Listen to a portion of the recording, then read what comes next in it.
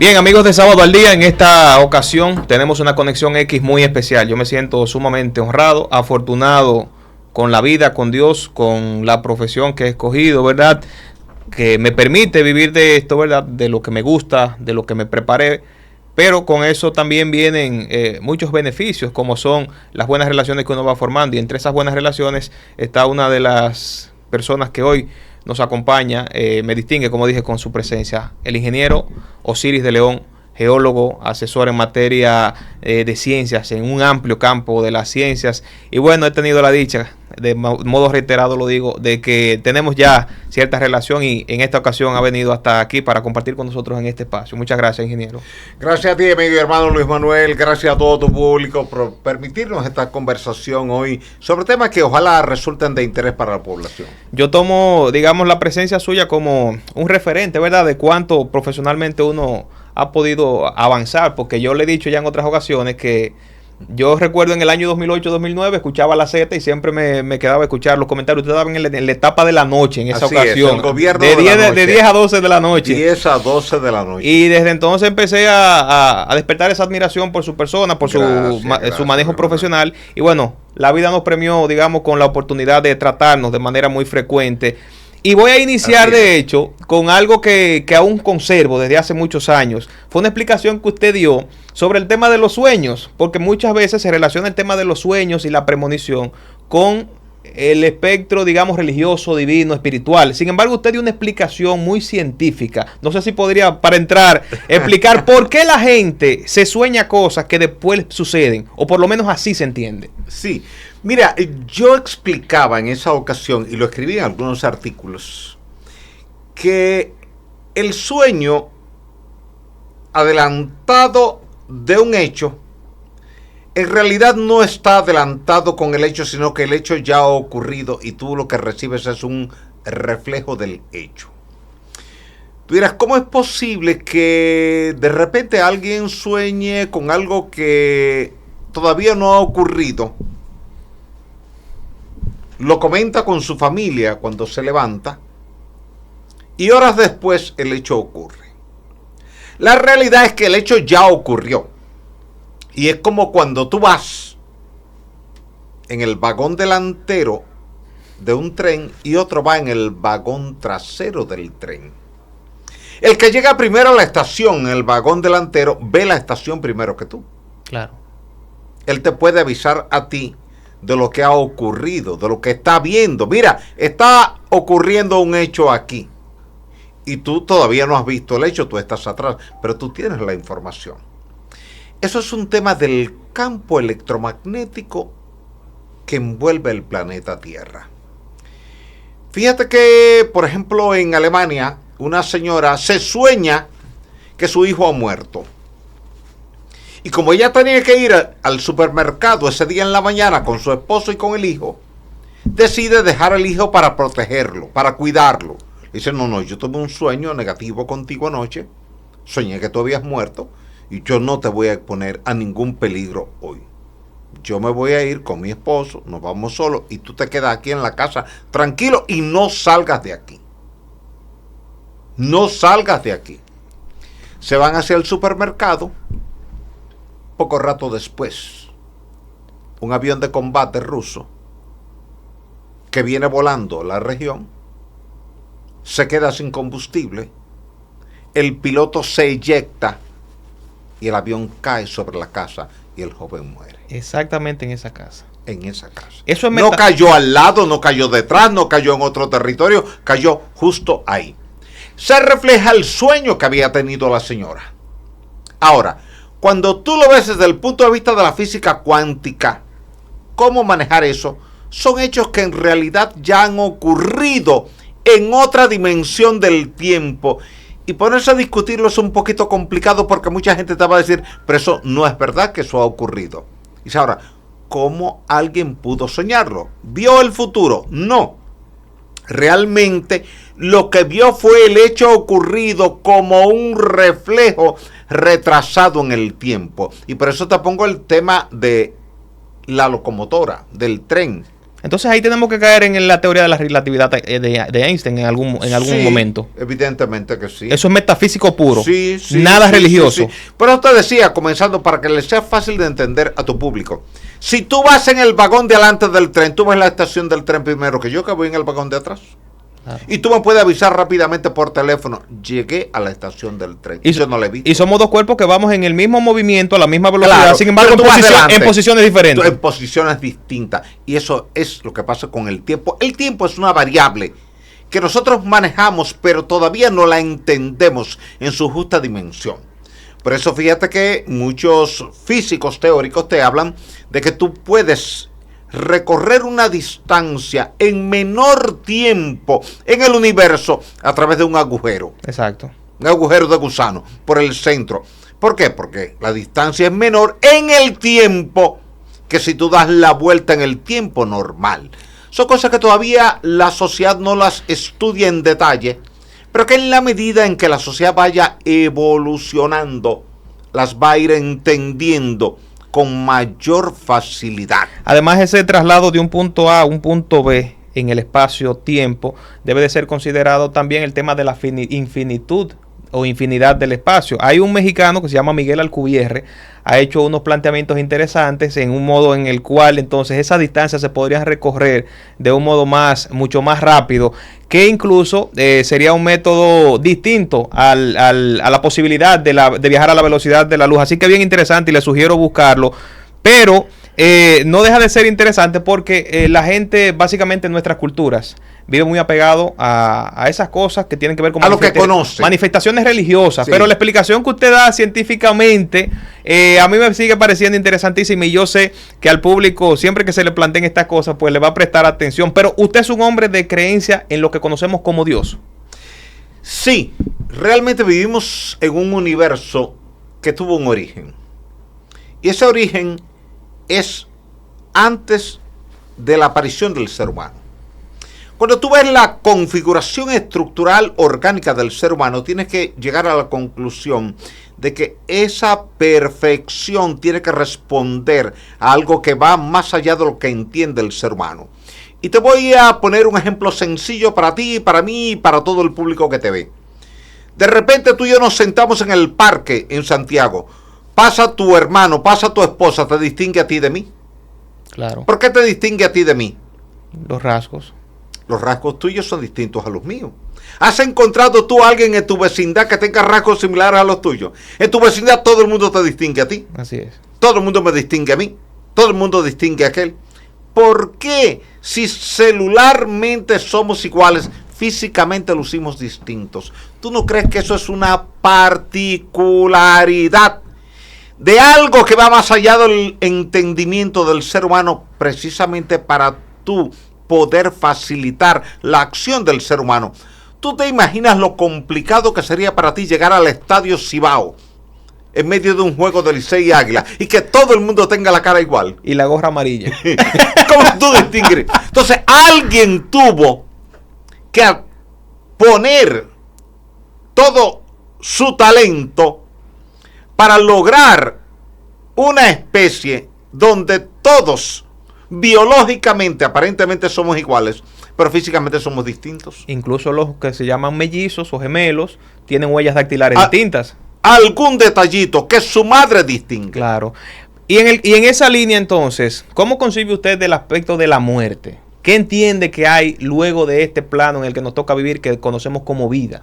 ¿Cómo lo asume eso? Mire, ese es un tema complejo de estudiar y de analizar desde el punto de vista filosófico y desde el punto de vista metafísico. No, pero me interesa su criterio personal como científico, sí. Porque la gente entiende que el científico, y más usted, un hombre de mucho conocimiento, de mucha cultura, que la ciencia, el conocimiento, aleja de lo que es esa creencia en Dios y en las convenciones tradicionales de la muerte. Te voy a poner un caso sencillo. En la India nació una niña. Y esa niña, cuando comenzó a los 4 o 5 años a hablar bien con claridad, comenzó a explicarle a sus padres que ella había vivido anteriormente en otro lugar. Evidentemente los padres pensaron que la niña pues lo que estaba era bromeando. Como ella insistía con el tema, llegó un momento que pensaron que algo no andaba bien en el razonamiento de la niña. Pero la niña siempre insistía en el tema. No, es que yo no soy de aquí, yo vengo de otro lugar. Con precisión yo vi esa anécdota. Insistieron tanto los padres que aceptaron ir al lugar con la niña. Y la niña fue y mostró en cada lugar, dijo, mis juguetes estaban aquí, mi ropa estaba aquí, mi cama estaba allí. Y allí estaba todo, tal y como ella lo había descrito, con precisión y con lujo de detalles, sin nunca haber estado en esta vida, en ese lugar. Eso te da una señal de que algo hay entre la vida y la muerte. Porque esa niña pudo recordar con precisión una vida anterior. ¿Usted le teme a la muerte? No, para nada, en lo absoluto. Porque es parte de la vida. ¿Usted está preparado para eso? No, es parte de la vida. Pero además hay una cosa. ¿Qué constancia tenemos tú y yo de que cuando morimos no pasamos a otro plano que todavía desde el punto de vista terrenal no conocemos y distinguimos? ¿Cuántas veces no te has encontrado tú con un lugar donde tú llegas y tú dices, este lugar me parece conocido, pero tú nunca habías llegado ahí? No, o el de famoso déjà vu. Claro. Tú llegas a otro país donde tú nunca habías llegado. Por ejemplo, te voy a poner un caso mío particular. Y podemos verlo como un chiste si quisiéramos. No, yo quería llevarlo a ese terreno porque vemos al hombre de ciencia, al hombre de criterios académicos. ¿Cuál es mi nombre? Osiris de León. Osiris. ¿Tú puedes creer que yo nunca había ido a Egipto y la primera vez que voy a Egipto, en el aeropuerto me confunden como egipcio? Me hablan en árabe y yo no hablo árabe. Y al yo ver que me están hablando un idioma que no entiendo, respondo en inglés, digo bueno, mis idiomas son español y hablo inglés. Ah, ¿y usted no es árabe? No soy árabe. Seguro que usted... Y el individuo me mira así como muy serio pensando que yo le estoy mintiendo. Digo, no, yo soy dominicano. Y entonces, pero de verdad que usted no es egipcio. No soy egipcio. Termina eso, me voy, me monto en un taxi y el taxista cree que yo soy egipcio. A empezar de nuevo. Llego al hotel y en el hotel creen que yo soy egipcio. Eso me pasó día tras día y todavía el día que voy saliendo de Egipto, entro a una cafetería del aeropuerto del Cairo para tomar mi vuelo. Y la joven que me atiende en la cafetería me habla en árabe. Le digo, yo hablo inglés y hablo español. Me dice, ¿y usted es egipcio?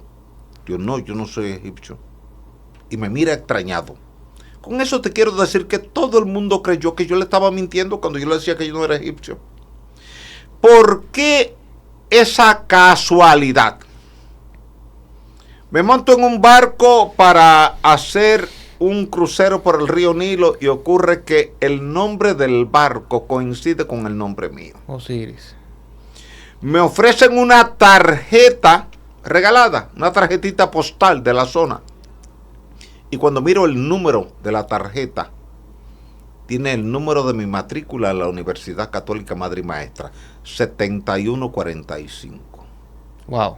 ¿Cuántas coincidencias? Muchas coincidencias. Entonces tú dices, bueno, no voy a teorizar mucho sobre el tema, no voy a hacer asunciones sobre el tema, pero sí aquí hay algo que va más allá de lo que uno puede entender. Claro. Eso entonces nos llevaría a pensar que usted entiende que existe lo que llamamos vida extraterrestre. No tanto así como lo de vida extraterrestres, pero sí creo que puede existir vida más allá de la muerte, que es distinto. O sea, las investigaciones astronómicas que se han hecho hasta hoy día no confirman en lo absoluto vida en Marte, en Júpiter, en Venus, en Neptuno, en Plutón, porque no hay las condiciones para que se desarrolle la vida, por lo menos como la conocemos. En este universo, más de 200.000 millones de galaxias, ¿no le llevan a pensar que quizás entre todas esas galaxias y todos esos planetas posiblemente hay una manifestación de vida? Es una posibilidad, pero habría que demostrarla. Y ahí es donde viene el tema del interés tuyo. Porque tú quieres que lo enfoquemos desde el punto de vista científico. Y la ciencia siempre te dice, para poder certificar algo necesitamos una constancia que lo avale. Claro. Por más que uno ha estado buscando esa constancia, todavía no la ha encontrado. Eso es así. Mira, que yo veo muchos documentales elaborados por la NASA, por National Geographic, por Discovery Science, por History Channel. Y aunque tú lo ves desde cerca y desde lejos, en función de lo que es la ciencia, la filosofía, la religión y la vida, a veces tú dices, no veo todavía la primera constancia de algo que pueda sugerir en alguna galaxia, cercana o lejana, vida como existe en la Tierra. No estoy diciendo que no existe. Claro. Pero lo que digo es que hasta ahora nosotros los seres humanos no tenemos una constancia de que eso sea así. Usted es un hombre, como he dicho, de mucha ciencia, de muchos criterios teóricos, de mucha cultura, pero estamos en una sociedad que yo llamo la sociedad de algodón por la ligereza con la que se toman las cosas. Usted también, quizá por hacerle el juego a estos medios digitales, asiste a programas que parecen superficiales tratando de aportar su grano de arena. ¿Qué tan difícil, ingeniero, es suministrar todos esos criterios que deben de ser detalladamente explicados a una sociedad que no está dispuesta a sentarse a escuchar una explicación desglosada, sino que quiere quedarse en el titular? ¿Ha sido difícil esa adaptación? Sí, a veces sí, otras veces no. Depende de la naturaleza del programa. Incluso en los artículos escritos que usted hace, sí. Me imagino que ha tenido que hacer algunos ajustes. Sí, muchas veces. Mira, y te explico por qué. Por ejemplo, hay dos formatos. Es como en la noticia, es como en el reportaje. Nosotros lo sufrimos. Sí, todos lo sufrimos. O sea, hay gente que quiere que tú le digas en dos párrafos, en dos líneas. Sí. Pero ocurre una cosa. ¿Cómo yo te explico el proceso de rotura de la roca en la corteza terrestre que deriva en un terremoto si no te doy el detalle? Tú pudieras pensar que yo estoy planteando una teoría superficial. Entonces yo tengo que entrar en el detalle necesario y obligatoriamente. Por ejemplo, yo era columnista permanente de un periódico de circulación nacional. De repente hubo un cambio de dirección en el periódico y se estableció una nueva normativa, que los artículos iban a tener solamente 500 palabras. Entonces yo dije, no, pues yo me retiro. ¿Pero y por qué? Porque 500 palabras no me dan para explicar en detalle cada tema que yo tengo que abordar. Porque entiendo que no voy a hacer ningún aporte si te digo el qué, pero no el por qué. Es como que tú vas al médico y el médico te da una receta, pero no te explica lo que tú tienes. Tú sales más preocupado de lo que tú llegaste. Claro, yo tengo dos situaciones que me han hecho volar la cabeza. Una fue en una entrevista con Simon Bauman, el de la Sociedad Líquida, y en una le preguntó el entrevistador, pero venga acá, doctor, ¿por qué usted da respuesta tan larga? Una respuesta, de hecho, junto con Fidel Castro, tiene de los récords de respuesta más larga, más de 25, 30 minutos una respuesta. Y simplemente Bauman decía, pero es que yo no puedo responder un asunto tan complejo de forma tan sencilla. Claro. Y lo otro es entonces que en el caso del periódico El País, si no mal recuerdo, de España, hay en el formato digital hasta un atractivo para este público actual, que te dice, tiempo de lectura, 2 minutos, como sí, para incentivarte, no va a pasar más de 2 minutos, claro, entra a leerlo. Claro. Algo que para mí, quien busca hacerse de conocimiento, pues caería, digamos, en un error, porque no estaría completa la información. Es difícil. Claro, no está completa y le explico a tu público por qué no está completa. No basta con que alguien te diga que 2 vehículos chocaron en la calle del Sol con 30 de marzo. Quizás para muchos no pasa de ahí, pero es posible que para las autoridades sea necesario saber quién tuvo la culpa, cuál fue el horario en que se produjo eso, ¿por qué? ¿Por qué? Es decir, hay una serie de variables que por eso tú ves que muchos expedientes que van a los tribunales tienen cientos de páginas y algunos miles de páginas. Eso es documentar el hecho. Y además para las estadísticas estatales, que es fundamental. Lógico, entonces tú tienes que documentar el hecho. Es decir, yo te puedo decir, esto es amarillo, pero tú dices, bueno, pero explícame por qué es amarillo, porque yo lo veo verde. Claro. Entonces, cuando tú tienes que manejar temas científicos, temas complejos, temas de desastres naturales, por ejemplo, te llama un presidente de la República y te pregunta, ¿qué pasó aquí? Tú tienes que darle un detalle que le convenza de que ese planteamiento que tú le estás haciendo es válido. O sea, que no le quede ninguna duda de que fue así. Cuando tú te quedas en la superficialidad de la explicación, la otra persona lo primero que piensa es que tú no tienes dominio completo de lo que tú estás explicando. Ah, sí, hubo 2 vehículos que chocaron ahí. Ahora, cuando tú dices el color de cada vehículo, cuál iba en vía correcta y cuál venía en vía contraria, en qué horario ocurrió, y cuando tú dices, bueno, esa intercepción es recurrente en materia de accidentes. Fíjate que cuando colapsó el paramento de la 27 de febrero con Máximo Gómez, noviembre, yo fui llamando, noviembre, 18 de noviembre del 2023, a mí me llaman para que vea las condiciones que está y si eso puede seguir colapsando. Es para eso que se me llama originalmente. Claro. Yo voy, reviso, digo, no, mira, aquí no hay problema, la presión ya se está abatiendo, así que no hay riesgo para los socorristas que están aquí trabajando. Perfecto.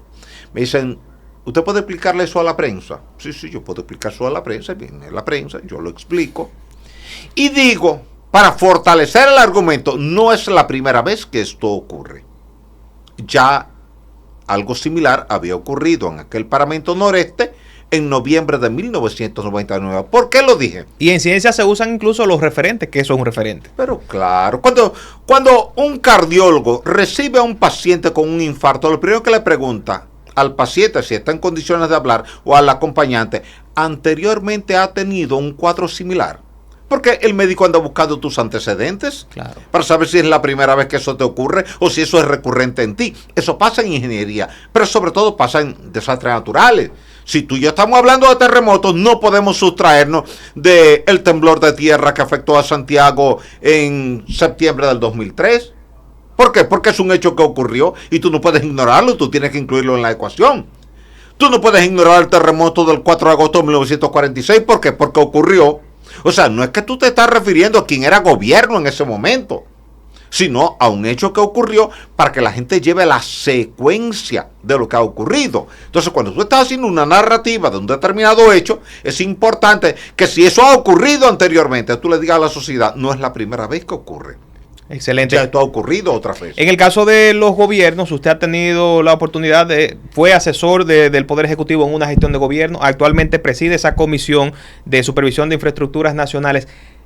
¿Cómo se manejan las asesorías con los gobiernos? ¿Realmente los gobernantes dominicanos se llevan de las asesorías? ¿O el tema político usted ha visto que ha pesado más que la decisión correcta en un momento? Mira, yo no sé los casos de los demás, pero sí te voy a decir el caso mío. Yo fui asesor científico en materia ambiental del presidente Balaguer por 10 años en la Comisión Nacional para el Medio Ambiente, cuando todavía no existía el Ministerio de Medio Ambiente y Recursos Naturales. Me tocó ser asesor científico en geociencias, sismicidad y prevención de desastres del presidente Danilo Medina en el periodo 2017-2020, y me ha tocado ahora con el presidente Luis Abinader presidir la Comisión Presidencial de Supervisión de Infraestructuras Públicas ante el Cambio Climático. Y te puedo decir con toda honestidad, con toda transparencia, que en cada caso los presidentes te preguntan sobre un tema y toman tu argumento como un argumento bueno y válido. Creo que parten del hecho de que tienen confianza en lo que tú le estás planteando y que tú lo estás haciendo con el debido rigor científico. Una persona que se dedica a las ciencias en cualquier parte del mundo trata de manejarse dentro del marco de la rigurosidad científica, porque está de por medio su credibilidad. Claro. Si yo te digo que 2 y 2 son 5, tarde o temprano alguien te va a decir que no son 5, que son 4. Y entonces ya pierdes la credibilidad. Por tanto, en Estados Unidos, en Francia, en Alemania, en Canadá, en cualquier parte del mundo, el que hace ciencia, cuando es llamado por un presidente de la República a consulta sobre algún determinado problema de interés nacional, se enmarca en lo que establece la ciencia. Su respuesta está sustentada en la ciencia. Y el presidente que está conversando contigo lo sabe. Por tanto, le da crédito a tu planteamiento. Quiere decir que en mi caso particular te puedo resumir el tema diciéndote que los presidentes creen en la ciencia. Recuerdo y le dan importancia al conocimiento científico. De las frases políticas lapidarias está: yo no puedo hacer que llueva por un decreto del presidente Balaguer. Lo que quiero decir es que siempre los desastres naturales, de una forma u otra, en una sociedad como la nuestra, se politizan. ¿A usted no le molesta el que un desastre propio de la naturaleza, pues, se le busque sacar un filo político, sea desde la oposición o un beneficio desde el gobierno? ¿Cómo asume eso? Eso es negativo, eso es pernicioso, eso es improcedente y no debe ser. Cuando tú tienes una situación particular de salud de una persona, tú no quieres que eso alguien lo politice, bajo ninguna circunstancia, claro, no. Ni el amigo ni el adversario. Eso mismo llévalo ahora a una obra de ingeniería o llévalo a un tema ambiental. Si de repente tú tienes un terremoto en un determinado país, tú no puedes culpar al presidente de la República del terremoto. Si tú tienes un huracán, no puedes culparlo. Si tú puedes decir que la política que se aplicó para prevenir no fue la adecuada, o no fue oportuna, o no tuvo la dimensión que ameritaban las circunstancias. Por eso siempre tú tienes que estar muy pendiente a todo lo que es el tema de la sismicidad, el tema de las tormentas, el tema de los huracanes, el tema de los potenciales deslizamientos cuando tú tienes lluvias torrenciales, porque es muy posible que haya que tomar alguna medida preventiva para salvar vidas y propiedades. Fue el caso aquel famoso de la presa de Tavera. Tú recordarás. Noviembre de 2007. Entonces, ese 11 de diciembre del 2007, yo estaba en la Z101. Y cuando se me pregunta qué puede pasar con la tormenta subtropical Olga, digo, la presa de Tavera está llena. Y fíjate que en ese momento teníamos 34 presas. Y pero la única presa que va a tener problemas si no actuamos a tiempo es la presa de Tavera. Porque la presa de Tavera estaba en ese momento en la cota 325. Y si hay una tormenta o un huracán, la cota máxima de Tavera debe ser la 320. Además, el nivel de sedimentación hace que el embalse también se llene más rápido, ¿no? Lo que pasa es que ya ese embalse muerto, ya en ese momento no es el que tú contabilizas. Lo que tú contabilizas es lo que está desde el embalse muerto hacia la cota máxima operacional. Eso es importante señalarlo. Hacia la cota máxima operacional. Entonces, viendo que la presa de Tavera estaba en la cota 325 y que debía estar en la cota 320, mi recomendación a través de la Z101 fue que hiciéramos dos cosas simultáneamente a partir de las 2 de la tarde. Primero, que empezáramos a desalojar la gente de las márgenes del río Yaque del Norte y que empezáramos a aumentar el vertido en la presa. La presa en ese momento estaba vertiendo 104 metros cúbicos por segundo a través de las turbinas. Eso es lo que se dice también como el desfogue de la presa. Sí, turbinando. Pero la presa tiene 6 compuertas y cada compuerta tiene capacidad para verter 1000 metros cúbicos por segundo. Entonces yo sugería que fuéramos abriendo gradualmente a las compuertas de Tavera. Las compuertas tú tienes que abrirla en Tavera en pares. No puedes abrirla impares. O abre la 1 y la 6, o abre la 2 y la 4, la 5, o la 3 y la 4, para evitar un desbalance. Entonces yo dije, bueno, vamos abriendo las compuertas. A las 2 de la tarde vamos a comenzar a verter 200 metros cúbicos por segundo, a las 3, 300 metros cúbicos por segundo, a las 4, 400, hasta llegar a 500, que es el máximo que podemos derivar, generando una crecida sin generar una inundación. ¿Ves? Sin embargo, las autoridades entendieron que aquello era un discurso alarmista, tremendista, innecesario, hicieron caso omiso. Entonces yo dije, si no hacen nada, a la medianoche vamos a tener una inundación en Santiago. No hicieron nada y a la medianoche vino la inundación en Santiago. Tuvimos una de las tragedias más grandes. Entonces, ¿qué ocurre? Ahí es donde tú necesitas que el conocimiento científico esté al servicio del gobierno y de la sociedad para proteger a la comunidad, para evitar ese tipo de cosas. Si un experto que conoce el tema te está advirtiendo de buena fe, sin ánimo de entrar en política, que eso pueda ocurrir, toma la medida aunque no ocurra nada. Mejor tú tomarla aunque no ocurra nada, que tú arriesgarte a no tomarla y que vaya y ocurra. Es así. Como ocurrió. Entonces ahí es donde el tema nunca se debe politizar, porque son variables que hay que manejarlas estrictamente en base al conocimiento científico y no en base a una inclinación política de alguien. Quizás, me imagino yo, hubo alguien dentro del gobierno en ese entonces. No, pero Siri tiene tendencia a fulano. Sí, ese es un balaguerista. Ese es un balaguerista, está dando una recomendación Pero pasó. Sí. Ese caso lamentable sirvió para que en lo adelante no se repitiera esa desobediencia a un llamado de atención que se hace con la mejor intención. A partir de ahí, cualquier llamado que se hace, le prestan atención.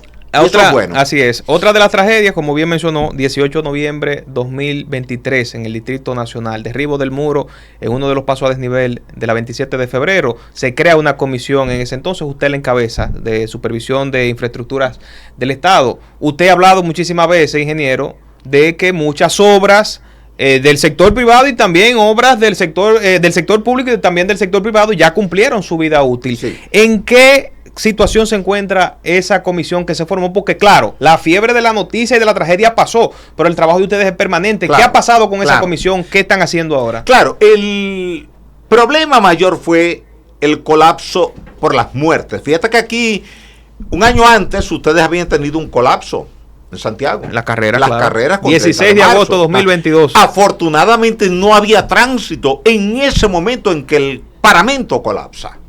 Si hubiese habido tránsito, tú tienes una tragedia igual o peor que la de Santo Domingo. Entonces la diferencia entre esas dos tragedias es que la de Santo Domingo provocó muertes. Gente inocente que no debió haber muerto ahí. Y aquello impactó, provocó un shock en la sociedad dominicana. Y la gente entró en pánico con el tema de los pasos a desnivel y había que buscarle una solución con una respuesta en materia de seguridad redundante. ¿Y qué es materia de seguridad redundante? Que tú reconstruyas la obra bajo un esquema de seguridad múltiple, que si te falla la seguridad 1, responda a la 2. Si te falla la seguridad 2, responda a la 3. Y si te falla la 3, responda a la 4. La obra original no tenía ninguno de esos esquemas. Ahora, la obra nueva tiene 4 esquemas distintos. Fíjate que en el caso de las carreras, lo que tú conoces hoy en las carreras, tú que eres de aquí de Santiago, no fue lo que tú conociste antes del colapso en las carreras. No, eso es un trabajo que incluso hasta perceptivamente se ve mucho más amplio. ¿Te das cuenta? ¿Verdad que sí? ¿Te das cuenta? Sí, claro. Eso se hizo bajo un esquema de seguridad redundante en el que participamos nosotros, igual que en lo de Santo Domingo. ¿Qué es lo que tiene que buscar la sociedad? La seguridad. Que cuando Luis Manuel pase por ahí con su familia, Luis Manuel diga, no importa cuánta lluvia está cayendo, esto no se va a caer. Si tiembla la tierra, Luis Manuel diga, no, esto no se va a caer. Ahora, cuando tú pasas por las carreras con 30 de marzo, ¿tú te sientes seguro? ¿Tú no tienes miedo de que eso se vaya a caer? Porque la propia estructura te transmite confianza. Además, yo iba a decir eso. La condición estética de la obra ahora te da como tranquilidad. No Claro. sé si en la obra anterior, el diseño anterior, daba un poco de claustrofobia, porque Claro. estaba todo como cerrado aparentemente y ciertamente Y por eso falló. hay un efecto mental. Igual ahí. falló la de Santo Domingo. O sea, fíjate que hemos tenido varias obras en República Dominicana que han fallado. ¿Qué estamos buscando como comisión? Dejar todo un reglamento que garantice que las obras que se ejecuten de ahora en lo adelante respondan a un esquema de seguridad redundante. Es como tú me construyes un paramento en arcilla calcárea como es Santiago y tú no me le pones el debido arriostramiento a esto para que en caso de lluvia torrencial como aquella de ese 16 de agosto del 2022, al saturarse el suelo generó una presión contra el paramento y lo tumbó. Igual que pasó en Santo Domingo, con la diferencia que Santo Domingo no es arcilla como Santiago, es roca. No empujó la roca, pero empujó el agua. Aquí en Santiago te empujó el suelo. Allá en Santo Domingo te empujó el agua. Entonces son cosas que hay que tenerlas claras en las obras de ingeniería. Y lo que estamos buscando, que estamos revisando, las demás estructuras en el país, hemos trabajado ya con 27 de febrero, con Tiradentes, con Abraham Lincoln, con Winston Churchill, con Venezuela, con Sabana Larga, con el puente a la 17, con el puente Duarte, con el puente Mauricio Báez, que es el que está en San Pedro de Macorís, con el puente Hermanos Patiño, con el elevado que tú tienes en la Estrella Sadalá en Santiago, entre la Juan Pablo Duarte y la 27 de febrero, y así estamos extendiendo eso a todo el país. ¿Tienen el conteo, por casualidad, de las infraestructuras del gobierno, entiéndase entre edificaciones y estructuras viales. Mira, en el país hay 1.600 puentes. 1.600 puentes del Estado. Sí, del Estado. Ok. 1.600. Y ya hemos estado revisando ya más de 100. Trabajando, porque tú sabes que la dirección ejecutiva de la comisión la asume la Oficina Nacional de Evaluación Sísmica y Vulnerabilidad de Infraestructuras y Edificaciones, la UNESPI, y ellos tienen una regional aquí en Santiago, tienen una en el este, tienen una en la parte sur, y entonces cada una de esas 4 oficinas regionales que tiene la UNESPI está trabajando de forma articulada con la comisión para levantar información, y se ha contratado personal técnico que está trabajando en identificación de vulnerabilidades. Tú sabes que la mayoría de los puentes del país, pues los planos no están disponibles. Eso es un fallo. Sí, total. De hecho, una de las cosas que le hemos planteado tanto al presidente de la República como al ministro de Obras Públicas y Comunicaciones es crear una base de datos de ingeniería, así como tú tienes el Archivo General de la Nación, que es una institución muy organizada. Entonces tú tener así un archivo general de ingeniería, donde cualquier puente, no importa la edad de ese puente, la información de ese puente esté ahí, el historial del puente. Esa iniciativa está interesantísima, y va a contar con nuestra plataforma para colaborar con lo que sea, a fin de que tengamos ese registro. Claro. En el caso de Santiago, de las gracias por la colaboración. No, usted sabe que siempre. En el caso de Santiago, de hecho, de las alternativas que se plantean para combatir uno de los peores males, el tema del tránsito, están construcción de pasos a desnivel y elevado. Pero realmente la capacidad geológica de Santiago para hacer estos proyectos, ¿cómo usted la ve? Santiago es arcilla. Todo lo que es la mitad norte de Santiago es arcilla calcárea, de la formación arcilla Mao.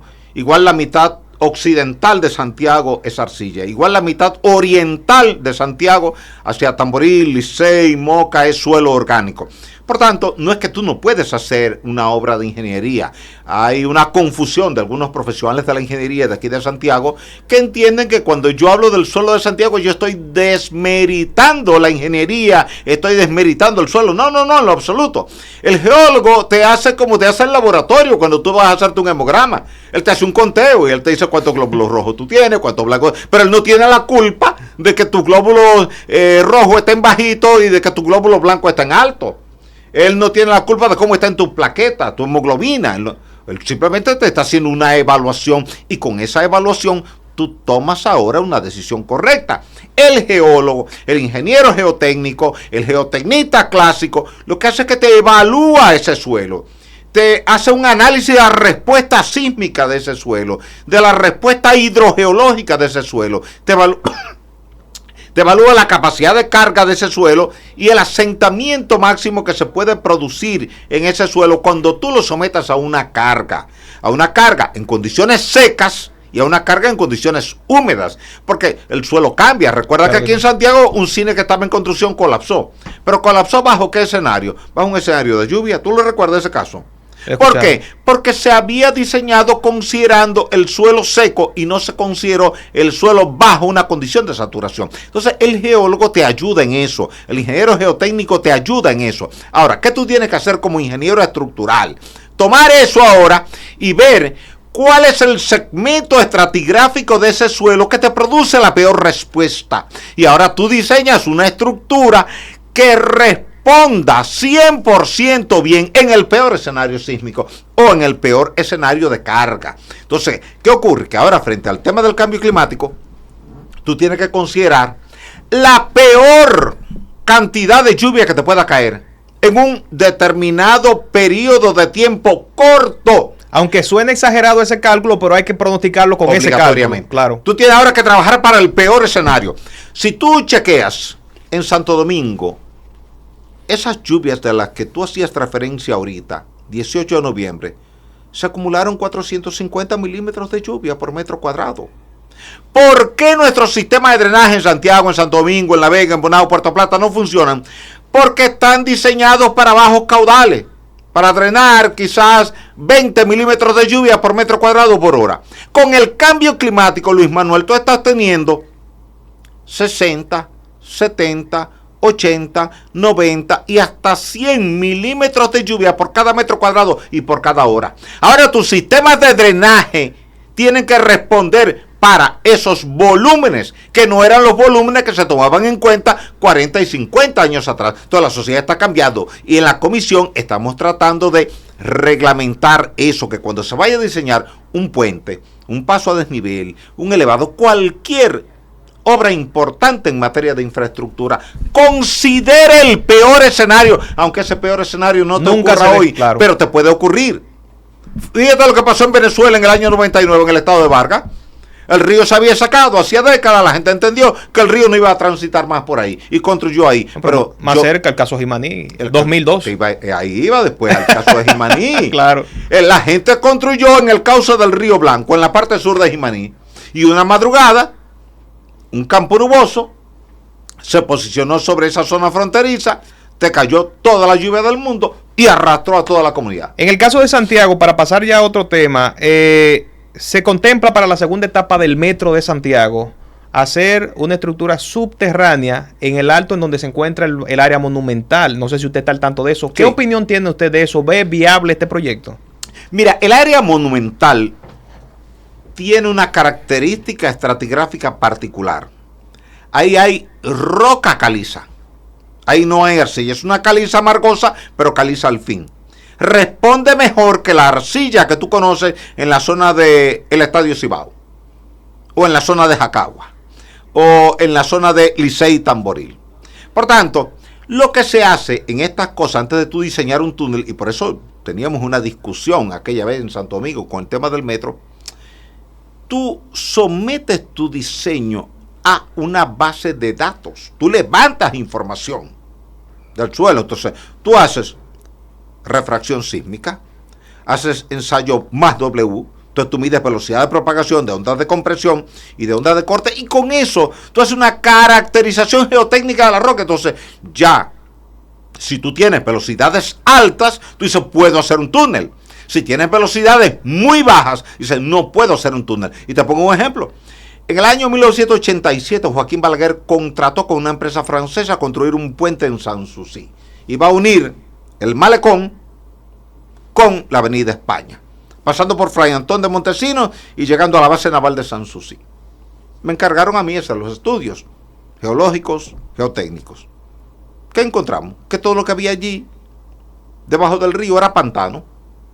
Por eso no está el puente, porque se canceló el puente, y por eso no hay un túnel, que se había pensado también en la posibilidad de un túnel, y por eso hay un puente flotante.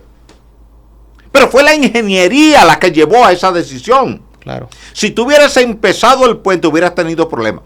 No es que tú no puedes hacer el puente, solo que pero los niveles de riesgo era más no era el que se podía hacer. Y el que se podía hacer costaba 4 o 5 veces más del que se contrató. Y te pongo otro ejemplo. El puente de Mauricio Báez fue adjudicado a una empresa de aquí de Santiago, a Mera. De Mera Muñoz y Fondera, asociado con Federici. Era Federici Mera. Me llaman a mí para hacer los estudios geológicos, geofísicos y geotécnicos. Obras Públicas había considerado un puente de 90 metros. Era un puente, poner unas pilas y cada 30 metros unas vigas. Y ya un puente clásico como lo que tú ves en la carretera de Santiago para Navarrete. O de Santiago para La Vega. Pero ocurre que cuando hicimos la investigación, ya habiendo Obras Públicas contratado el puente, lo que había era un manglar. Y el manglar era un pantano. Todavía a 50 metros lo que había era lodo. No arcilla, no era lodo. Lodo. Y hubo que alargar la luz central del puente. Y en lugar de una luz central de 90 metros, terminó en 326 metros. Y la longitud total del puente, 620 metros. Eso disparó también. Entonces, en lugar de 90 millones de pesos, que era lo que estaba presupuestado, el puente terminó costando 1.170 millones de pesos. Pero fue un tema de tú no tener suficiente información geotécnica antes de tomar la decisión de diseñar el puente y presupuestar el puente. Porque aquí muchas veces se ha hecho eso, por un tema de prisa, de urgencia. Se necesita la obra, la comunidad quiere y hace presión para la obra, o hay que terminar la obra antes de tal fecha. Entonces diseña y se diseña en gabinete asumiendo condiciones del terreno que en la realidad en el terreno no existen. Pero ve viable puntualmente esa obra que se contempla. Es que lo que te estoy diciendo es que va a depender cuando yo vea los datos de la refracción sísmica, de los ensayos más W, entonces te digo si se puede o no. Si va a depender de eso. Hasta donde todos conocemos, el promontorio donde está el monumento es de roca caliza margosa. Ahora, el trazado por donde va o iría el metro, entonces tenemos que verlo. Y ya una vez que tú me digas, mira, se hizo un ensayo y la velocidad es 850 metros por segundo, no hay problema, vete con el túnel. Ahora tú dices, la velocidad es 80 metros por segundo, no te vayas con un túnel. Okay. ¿A qué distancia en el hipotético caso, a qué distancia entonces de la superficie se realizaría ese túnel o sería lo idóneo, suponiendo entonces que cumpla con esos parámetros? La profundidad va a depender de dos cosas. Primero, donde tú tienes el material de mejor respuesta, de mejor módulo. Y que no quede exactamente debajo ni del monumento ni del Gran Teatro, supongo. No, pero no habría problema. No habría problema. Pase debajo del monumento, que pase debajo del Gran Teatro. Si lo que tú tienes encima tiene capacidad portante, no hay problema. Muy bien. En New York tú ves que el metro está por debajo de los grandes edificios, grandes rascacielos, y no hay problema. El túnel que tenemos en la Ortega y Gasset para llegar a la zona universitaria, y yo participé en los estudios, pasa por debajo de los edificios altos de la Avenida México. Pero en caso de que haya edificación en la superficie, más profundo debe de ser, ¿no? Depende del tipo de roca que tú tienes. Con 4 o 5 metros de roca de buena calidad, tú no tienes problema en términos de la capacidad portante, porque lo que tú tienes que hacer es cubrir el área del bulbo de presión que te genera el edificio que tú tienes encima. En este caso, por ejemplo, el monumento. Ok, entonces tú evalúas hasta dónde se extiende ese bulbo de presión, y cuando ya el bulbo de presión está en un 8, 10, 12%, ya no te va a afectar la estructura que tú vas a construir. Y entonces tú, evidentemente, dependiendo de las características, tú puedes blindar el túnel con acero y hormigón de alta resistencia y resuelve. Pero todo eso, Luis Manuel, va a depender de la caracterización geotécnica que se haga de ese segmento. Hasta que tú no tengas a mano esa caracterización geotécnica, cualquier cosa que planteemos tú, yo, ellos, las empresas, va a ser hipótesis que para tú llevarla a la mesa de diseño necesitas soportarla en datos. Eso es importante. O sea, el dato hay que levantarlo y ponerlo sobre la mesa y entonces discutirlo entre un equipo de especialistas. En el caso de, yo le diría, populismo en cuanto a la concesión minera de nuestro país, incluso los más preservadores del medio ambiente sugieren que si se hace una explotación amigable con el medio ambiente de forma responsable, pues se puede proceder a concesionar, digamos, un espacio a fin de que el Estado pues obtenga algún tipo de beneficio. Y voy a hacer de un debate nacional en un momento una anécdota que en esa ocasión yo la tomé como a broma, porque se dio un intercambio entre usted y Ricardo Nieves, y yo recuerdo que en una de las cartas que usted le respondió sobre el debate que había de Loma Miranda, usted dice, bueno, no sé cómo dirigirme a una persona que es doctor, que es comunicador, pero que no sé a qué se dedica. Pero eso fue parte de ese debate. Sí. No sé si había un debate interesante. Había un debate interesante. Entonces, realmente, ¿hasta dónde puede llegar ese populismo con el tema de la concesión minera? Mira, lo que ocurre es que en muchas partes del mundo, gente que no simpatiza con la minería, pero que diariamente utiliza todos los recursos que aporta la minería, comenzando con esta cabina. Dime de lo que hay en esta cabina que no viene de la minería. Comienza con tu micrófono, comienza con tu computador, sigue con tu teléfono celular. Todo viene de la minería. Tala de árboles con la mesa. Claro. Tú estabas hablándome ahora de acuerdo de cielos abiertos. Pero, ¿de qué están hechos los aviones? Es de metales. Los aporta la minería. Y el combustible que utilizan, lo aporta la minería. Tú llegaste a esta cabina en un auto. Los metales vienen de la minería y el combustible de tu auto viene de la minería. Tú llegas a tu casa y tú enciendes la estufa para prepararte un té, un café, pero ese combustible lo aportó la minería y los metales lo aportó la minería. Claro. Tú vas al Centro Médico de Santiago a hacerte una radiografía y todos esos componentes los aportó la minería. Te mandan al laboratorio a hacerte un hemograma y todos los tubos de ensayo y todos los materiales que hay ahí los aportó la minería. O sea, no hay nada a tu alrededor que no lo haya aportado la minería. Mira las paredes que están aquí, en esta cabina. Esto no es de concreto. ¿Quién aporta grava? gravilla, arena, cemento y varilla. Es la minería. La famosa cementera. La cementera. ¿Cuánto dilema? Todo eso es minería. Pero ocurre que mientras la gente no quiere que te produzcan cemento, quiere ir a la ferretería a comprar una funda de cemento para su cisterna, Lo que pasa es que para arreglar su piso, para arreglar su techo. Posiblemente ahí hay un dirigente comunitario que también está motivado por algunos intereses. Entonces, ahí es donde tenemos que ponernos de acuerdo. Mira, cuando tú checas los estudios que ha hecho el PNUMA, que es el Programa de las Naciones Unidas para el Medio Ambiente, los estudios que ha hecho el PNUD, Programa de las Naciones Unidas para el Desarrollo, los estudios que ha hecho la FAO, que es la División de Naciones Unidas que trabaja con agricultura y alimentación, tú te encuentras que la minería nunca aparece como el responsable de la contaminación.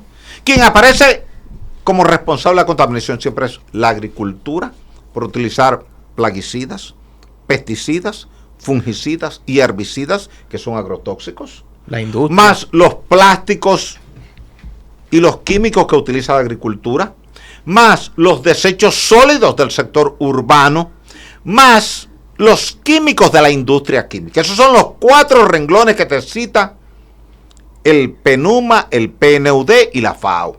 No te cita la minería, porque la minería realmente es poquita. ¿Cuántas operaciones mineras tú conoces en República Dominicana? 3, no hay más. ¿Cuántas tú conoces en Puerto Rico? Bueno, las de cemento. ¿Cuántas tú conoces en Haití? Quizás 3 o 4 de traer gravas y arenas. Entonces, la agricultura está distribuida en todo el mundo porque necesitamos la agricultura para la producción de alimentos. Habrá quien escuche esa explicación y dirá, oye, este patriota, que exploten el medio ambiente. No, pero es que, mira, yo escribí un artículo, ¿no? Las cosas las digo públicas. Yo escribí un artículo diciendo que yo deseaba que paralizaran la minería por un año. Y tú vas a ver que los contrarios a la minería son los primeros que van a pedir reactivación de la minería. Los primeros. Porque en la primera semana tú te vas a quedar sin medicinas importadas, sin alimentos importados, sin combustible. ¿Tú te acuerdas de aquella crisis? Tú eres muy joven, pero aquella crisis de combustible que tuvimos, creo que fue en el año 95. 92 me parece. Creo que era en el 95. Fue como en la última etapa de Balaguer. Teníamos que amanecer en las estaciones de combustibles donde se sospechaba que iba a llegar combustible a la 1, a las 2, a las 3 de la mañana. Y tú veías 300 personas haciendo una fila para que te suplieran quizás 2 galones o 3 galones, pero no más de ahí, porque no te llenaban el tanque.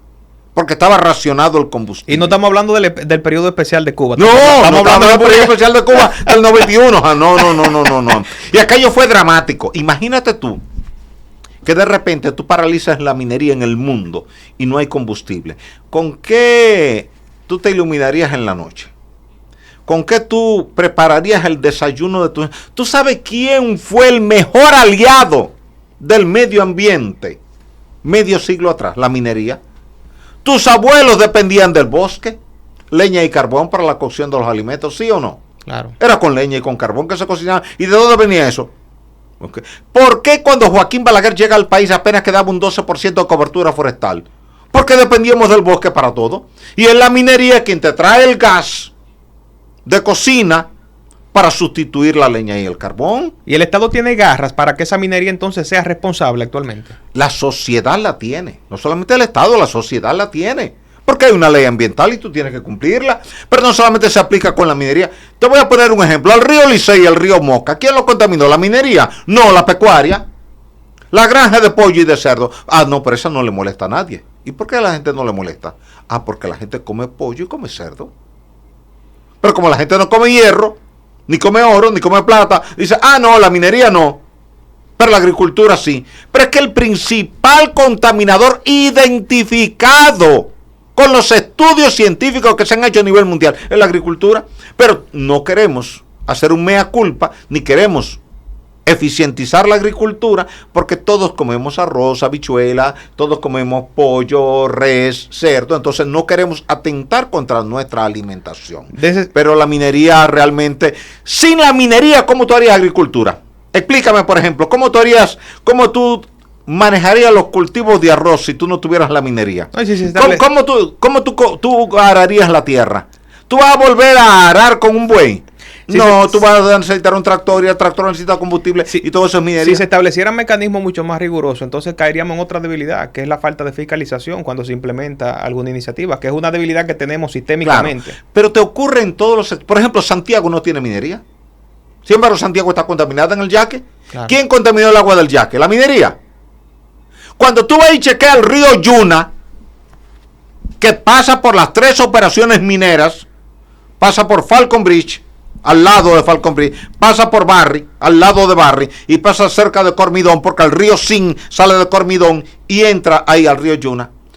Cuando tú muestras el agua del río Yaque del Norte, que es tu río aquí, y tú muestras el agua del río Yuna, que pasa por la minería, el Yaque está 10 veces más contaminado que el río Yuna.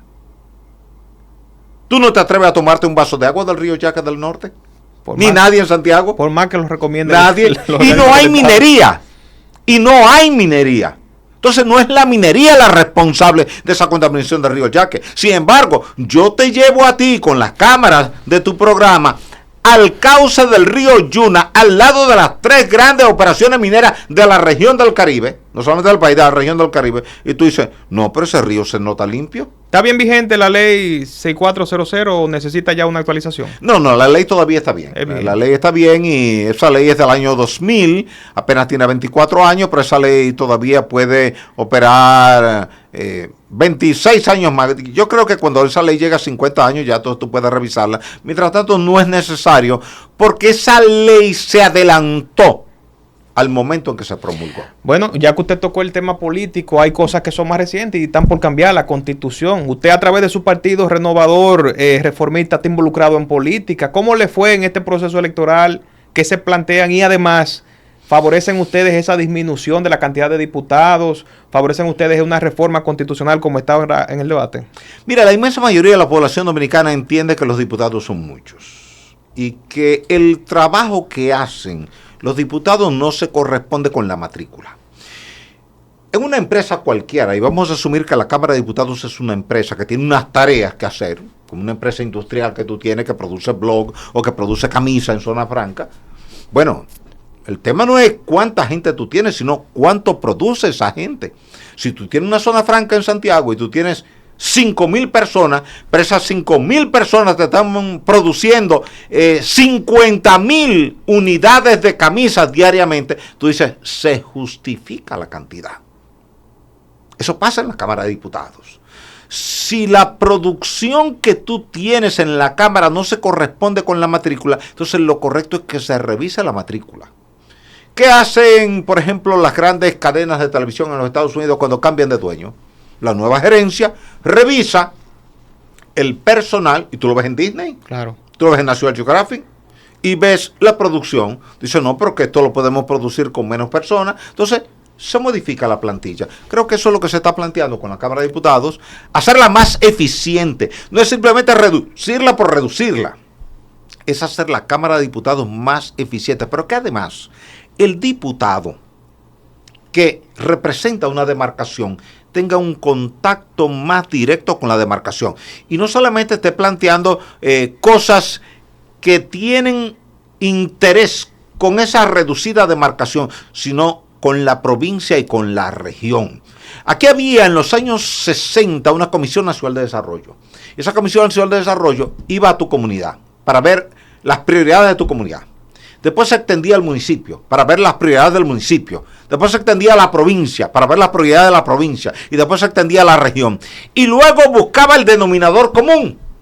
Y la obra que era denominador común en tu comunidad, en tu municipio, en tu provincia, en tu región, esa era la obra que se sometía al Poder Ejecutivo. Eso lo puede hacer muy bien la Cámara de Diputados. Es decir, que los diputados vean las necesidades de su comunidad, las compatibilicen con las necesidades del municipio, con las de la provincia y con las de la región. Y entonces ya cuando eso llega allí, sometido el proyecto, va a tener la aprobación de todo el mundo porque van a ver la importancia y la pertinencia de ese planteamiento. Es así que tiene que funcionar cualquier institución. La Cámara de Diputados es una institución, una zona franca es una institución, una industria láctea es una institución. Entonces tú buscas siempre que la matrícula que tú tienes ahí esté produciendo en función de esa matrícula. Si es mucha gente, tiene que producir muchos resultados. Si es poca gente, pocos resultados. Y seguir trabajando en la conciencia ciudadana para que escojan también con calidad, un voto de calidad. Porque no importa ya eso le toca a los partidos. Exactamente. Yo creo que más que a la comunidad le toca a los partidos políticos. Los partidos políticos muchas veces no te dan muchas opciones porque cuando tú ves los candidatos, tú dices, ¿cuál de estos escojo? Lo ideal sería que los candidatos de todos los partidos sean tan buenos que tú digas, cualquiera que escojamos está bien, porque ese va a ser el trabajo que necesitamos. ¿Y a qué aspira el Partido Renovador Reformista? A seguir sirviendo a la sociedad dominicana hoy y mañana. ¿Y usted a qué aspira? A lo mismo, a seguir sirviendo. Mira lo que hemos hecho tú y yo aquí hoy. Quítese el traje y la corbata y dígame cuáles son sus aspiraciones. Un diputado en Osiris, tenemos un senador. No aspiro a ser legislador, realmente no. Me siento más cómodo fuera del Congreso que dentro del Congreso. ¿Le gustó la designación de Herrera Carbucia como presidente de la Academia de Ciencia ahora? Es una elección, no es una designación. Bueno, pero es una elección. Una elección por votación de nosotros. Bueno, yo fui de los que voté. Votó a favor de... Claro. ¿Cuántas propuestas? Era una plancha única. Era una plancha única. Era una plancha única. Perfecto. Ingeniero.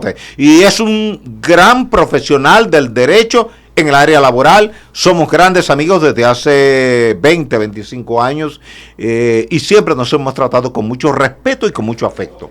Ingeniero, pues nada, solo nos queda agradecerle por este tiempo, infinitamente agradecido. Y yo creo que hay que exhortarle, animarlo, ¿verdad? Porque uno siempre pues solicita los conocimientos, estamos en la consulta de Osiris, pero también hay que tener una palabra, digamos, de motivación para que usted siga siendo ese ente de aportes a la sociedad, una persona que a través de su conocimiento aporta al Estado Dominicano, aporta a la sociedad, al desarrollo, a la orientación, y yo creo que eso es válido también y es necesario que les reconozcan los aportes que hacen, y yo aprovecho este tiempo para agradecerle y reconocerle esa parte. Gracias inmensa, Luis Manuel. Que Dios te bendiga hoy, mañana y siempre. Amén, igualmente. Señores, gracias por la compañía.